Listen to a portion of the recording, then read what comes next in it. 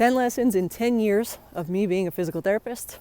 This one comes from my own history.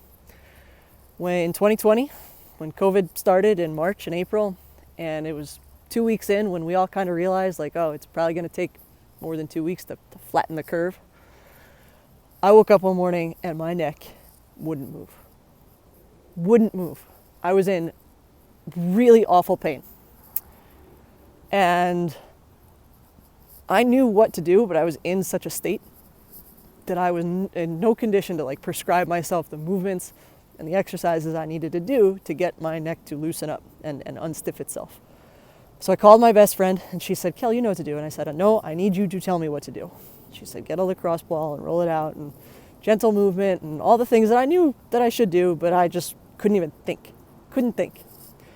And I'm grateful that I know what I know and I know who I know to be able to advise me in that way, because otherwise I would have absolutely panicked. I would have gone to the hospital at the start of COVID. It would have been bad news bears.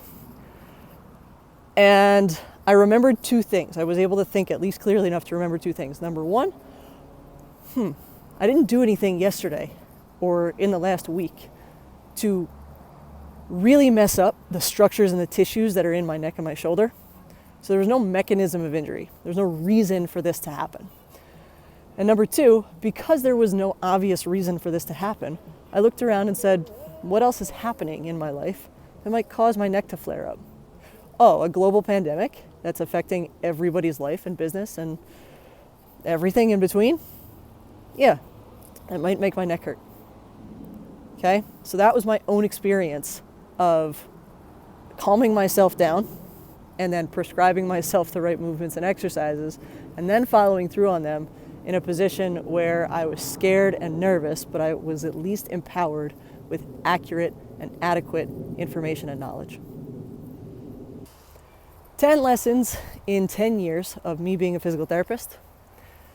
Every body's different. Not everybody's different. Every body's different. And it goes along with probably the best lesson that I got from PT school, which was that you have to treat the person, not the condition.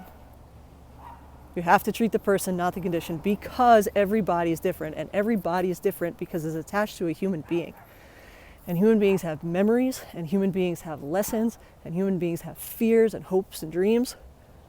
Shoulders don't have those. Knees don't have those. People have those. You have to treat the person. When you look at your schedule in the morning and there's an 8 o'clock and his name is John, it's not my shoulder patient's here. It's John's a dad. And we got to get John's shoulder better because John has to pick his kid up out of his crib. And my 10 o'clock fall risk patient is here. No, Andrew is here. And Andrew has fallen twice in the last year and he's really afraid to get up and down off the floor. He happens to be a fall risk, but he's Andrew, right? You look at your 4 o'clock knee pain patient. Okay, that's Jennifer. Jennifer is a teenager. And Jennifer is really, really important to be able to play soccer. And the social implications of her not playing soccer are really strong. So I need to make sure that I advance Jennifer's exercises in X, Y, or Z because Jennifer is a human being. Every body's different. Treat each person as a person before they are a patient. 10 lessons in 10 years of me being a physical therapist. I have written in these 10 years probably 30 to 50 letters of recommendation for students. And I have to thank Dr. Bonner. She was my chemistry professor when I was in college, and she was amazing in so many ways. And she had written me a letter of recommendation. Granted, she taught organic chemistry. I squeaked by organic chemistry. I was no stud of a student. What I was diligent. I was in her office every day. She was one of my good friends, still is. We send each other Christmas cards. And when I asked her for letters of recommendation, she said yes. I always say yes because of all the people who wrote mine and the way they poured into me. And I owe it to them to continue to pour into other people who want to advance their lifestyle, their degree, their profession, whatever. So anytime, as much as an inconvenience it might be or whatever else is happening in my life, when I ever get asked, can you write me a letter? Absolutely.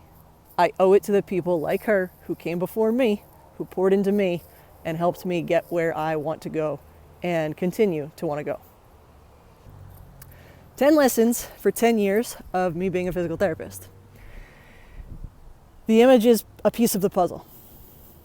The image is a snapshot of what's happening with a person's anatomy. You have to treat the person and not the image, because the image is that there's a really good study done on spines, and they x-rayed and MRI'd a lot. I'm going to make up the number. I'm going to butcher the statistics on this. I'm going to say thousands of spines. And then they gave the pictures to the radiologist and they said, guess whose back hurts? Okay, based strictly off of the image, guess which patient A has a really messed up looking spine, patient A is probably in pain. Patient B has a beautifully looking spine, probably not in pain. And they found that the image does not tell the whole story. Patient B, who had a perfect looking spine, could be in a ton of pain. Patient A, who had a really messed up looking spine, could be totally fine. We have to treat the person, not the image. 10 lessons in 10 years of me being a physical therapist. I was still in school. We had one of our professors had a very gracious patient who came in to let us kind of learn on him. He had a shoulder injury. And 5 or 6 of us PT students got to sit down and examine and interview this guy. And it took us like an hour. We're talking with him, we're looking at stuff. Okay, does he have a rotator cuff problem? Does he have a labrum problem? Does he have a posture problem? What's the heck's going on with this guy? An hour. And my professor was sitting there kind of smiling in the background, letting us struggle through it. And the patient was awesome. And so after an hour or so, we kind of wrap up and we look at our professor and tell him what we think is going on. And he goes to the guy, John, what's wrong with your shoulder? And he was like, well, the MRI says that I have a torn supraspinatus, whatever it was, I don't remember. We all looked at each other like, he had an MRI. He had an image that showed us what's wrong, and none of us asked him about it. So we put this guy through the gamut, right? We put him in painful positions that we didn't have to put him into. If only any of us had asked, hey, have you had an image on this thing? Images are helpful pieces of the puzzle. They're not the whole thing. I'll talk about that in a second. But man, just ask. Get all the pieces of the puzzle before you start poking and prodding. 10 stories for 10 years of me being a physical therapist. We're going to combine 2 patients with this one. One was a 95-year-old man. Another was a 68-year-old man who had pretty complex medical conditions. And the 95-year-old I was seeing for back pain, the 68-year-old had Parkinson's. And both of them pretty medically complex. And I had to somehow be the one to explain to them the interactions of their medications and the effects of those medications and their interactions on their capacity to rehabilitate this injury. Okay, and they ranged from like they were both on antidepressants, they were both on cholesterol and blood pressure medications, all kinds of complicated conditions that as we move and exercise, those are going to interact more and they're going to impact what we're able to do in my office, and it might limit the load and the capacity that I can load their bodies up, and that's going to affect the length and the time and the effectiveness of their rehab. So it was really important for me to know what medications they're on, really important for me to be diligent in that, and then be able to explain it in human terms so that they understood it wasn't that I'm a crappy physical therapist, it's that you're on a bunch of things that are going to affect how we are able to rehab this injury.